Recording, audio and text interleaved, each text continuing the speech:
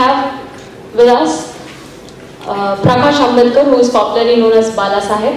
He is a grandson of Dr. B.R. Ambedkar. He is an Indian politician and lawyer. He is a national leader of Bharipa Bahujan Mahasangh, and also he has represented twice in Lok Sabha constituency, and also has served in both the houses of Indian Parliament.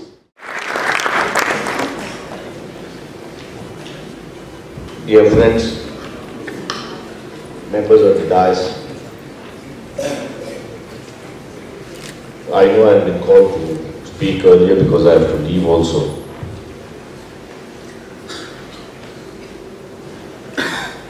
Institutions after institutions are being affected, and this is not a new phenomena.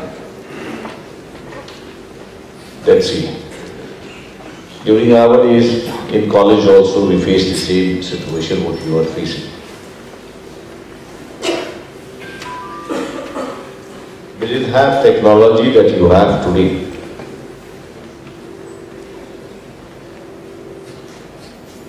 It was a raw student day had been called for. But at the same time, it was a full society. What I mean by full society is, what I am now saying is a choice of education. During our school days, we had, college days, we had a choice of education. Students were less and more seats. And therefore, not many competitions for at the admission stage. But after the admission stage was over and he was admitted, his struggle began. And what we are facing today is the same thing. I had a friend of mine who was in the college.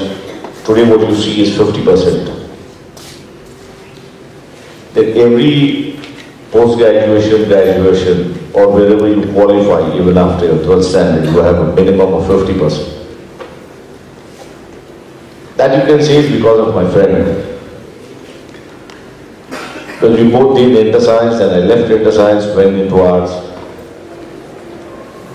He was interested in going for engineering, and he had only 42%.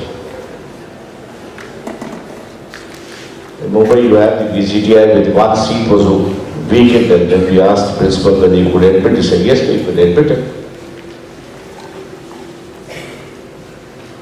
He got the admission. After 3 months, he said, no, this is bad, and I want to go for medical. We had the KM hospital, which has a medical college also. They also had one vacant seat.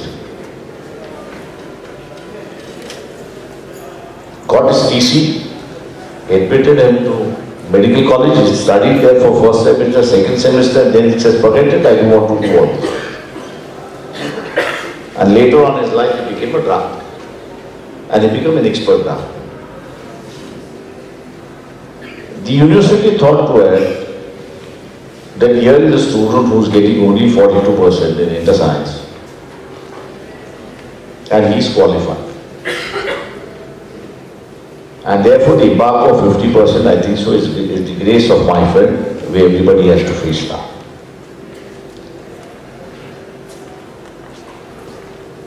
No doubt we are facing a situation which is discriminating. This discrimination existed during my college days also. I don't say no. If you look at some of the reports that have come from 74 to 1984, 1986 to be very precise, in those faculties, the Viva was compulsory. Because Viva is one place where you come to know the student and everything about the student. So it becomes very easy for the examiner to decide whether to pass him or to fail him.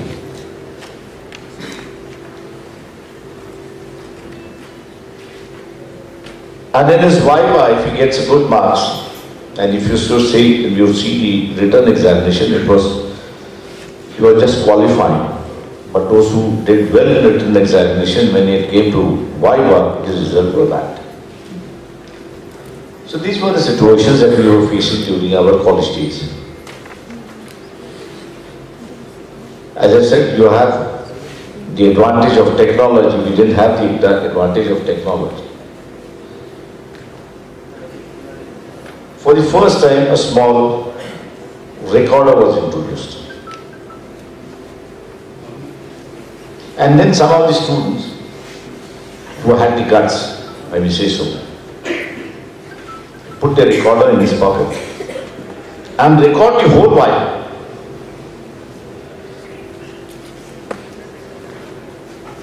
And when we reheard the whole while, the question that was asked for medical students, how many steps have you climbed?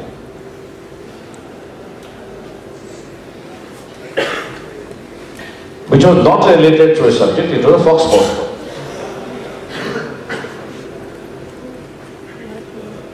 But those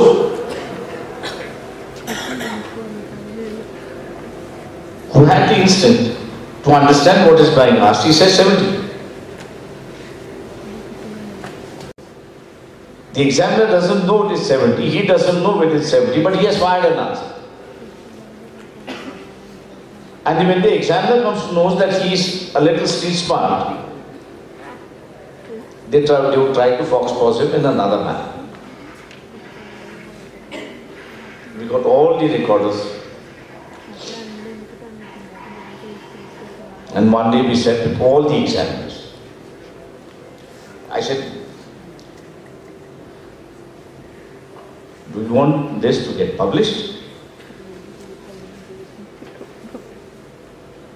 And if you want to get published, I said, well and good, we will do it. And once it gets published, I think so it will be all over the state, and you will have to face the show. What I'm trying to say is, there is going to be a discriminatory process, but within that discriminatory process, you must have a means in which you can fox pose him also.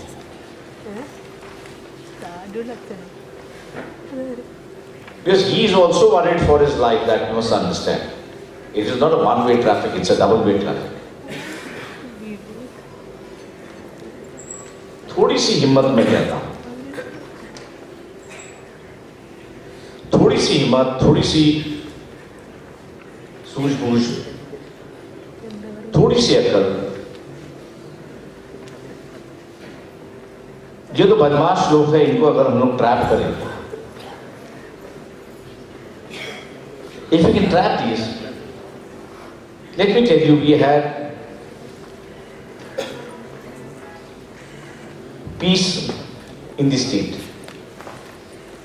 But there is said that between 74 to 80, if there were 100 scheduled caste students, you can say 90 would fail. They had to appear, get frustration and get out the examination. That was the methodology that was used. We fought against the university in saying that no, you can't restrict him in his attempt. If he wants to continue with his attempt, you should give him a chance till he completes the age of 30. When it became sure that till the age of 30 he has a chance of clearing his semesters,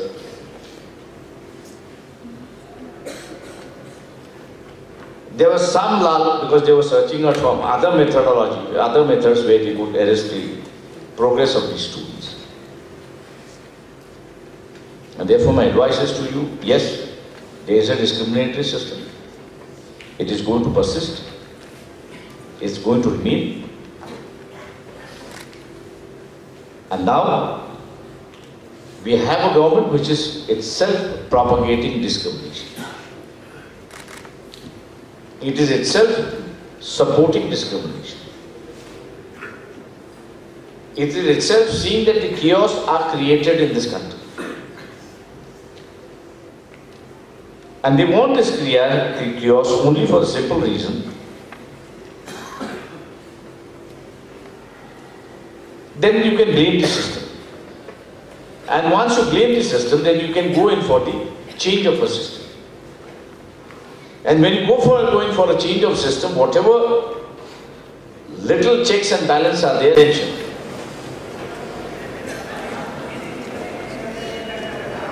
As I said, that the goal should be towards a casteless society.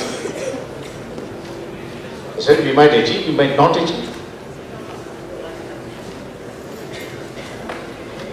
We know there is a large number of younger generation who has just been not able to accommodate, I said.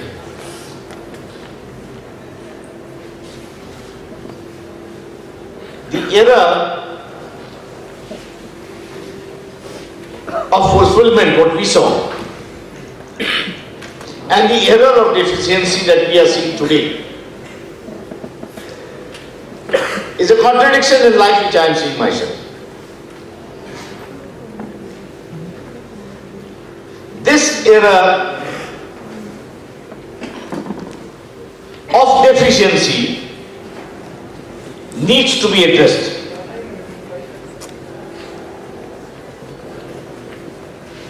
And when the error of deficiency is addressed, you'll find people moving in a different direction. Professor rightly said, caste is a notion. It's an illusion.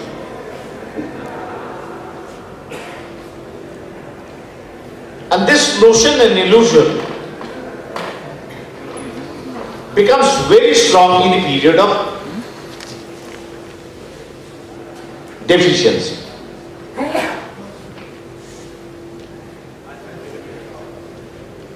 Because of deficiency, everybody would like to have a share of cake. And to get that cake, piece of cake, then he uses all methods. Therefore, if we have to bring a casteless society, one of the first issue is we have to aim towards sufficiency. And how do we bring about sufficiency? The first thing which thinks to my mind that we have to fire the imaginations of those who have been left out. Those who have been brought into the system, yes,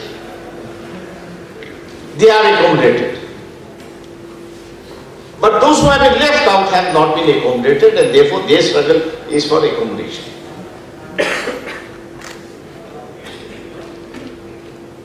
And how do we bring them? I know when I was in Parliament in the 90s, there was a long struggle which Dr. Ambedkar couldn't do it in the Constituent Assembly, that primary education should be compulsory. To make it compulsory, it was clubbed with age, that is 14 years.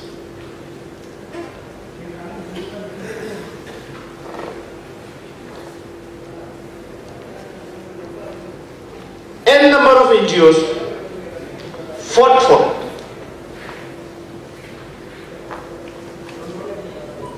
We got the government agree for it, that primary education should be compulsory and the constitution should be amended. But when it came to the age, difference of opinion arose with the government, because they wanted to make it compulsory, but to see that the student doesn't complete his 10th standard. And therefore government stuck to 14, whereas we were insisting upon 17. 1 year at least. Even within the NGOs, there were not many groups. One was in favor, saying that, okay, principally they are making it compulsory, compromising it. Some were saying that even if we principally compromise on it, the students are not going to be benefited.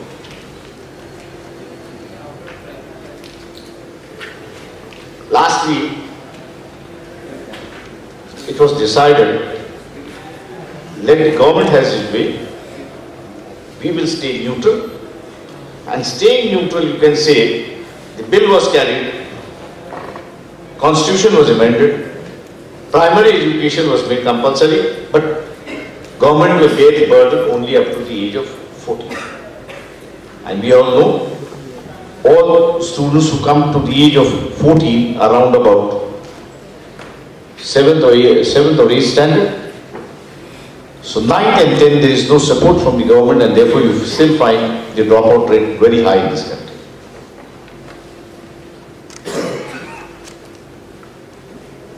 There was a lot of struggle, I would say so, during those periods. I think so we have to move further down. The real competition is not in the primary education, the real competition is in the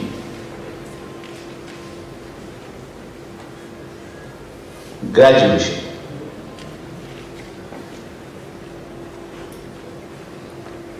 And here a new policy needs to be made. At those periods there were crisis of resources, but today there is no such financial crisis.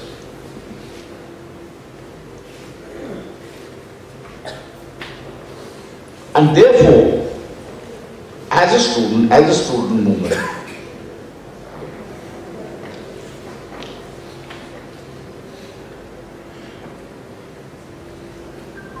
we should adopt, articulate the concept of choice of education. Every student should have a choice. And in that choice of education, what should be the qualifying, let public decide. You are bringing a new agenda. You want people to participate. Those who have been left out will have a chance of coming into the system. Unless and until we learn to lay a new agenda before this country, it is always the casteist forces will have the upper hand. If we don't want the casteist forces to have the upper hand, we must learn to lead the society. And if you want to lead the society, laying of agenda is the most important. I have just placed before you a few points. I know there are a lot of speakers. They will also contribute with it. We all have gathered over here for Rohith Vemula. We say, yes, his wishes should be brought into practice. They should be fulfilled. By bringing in new agendas as a thought of would be one of the best tributes that we would be paying him. With these words, I take my leave. Thank you.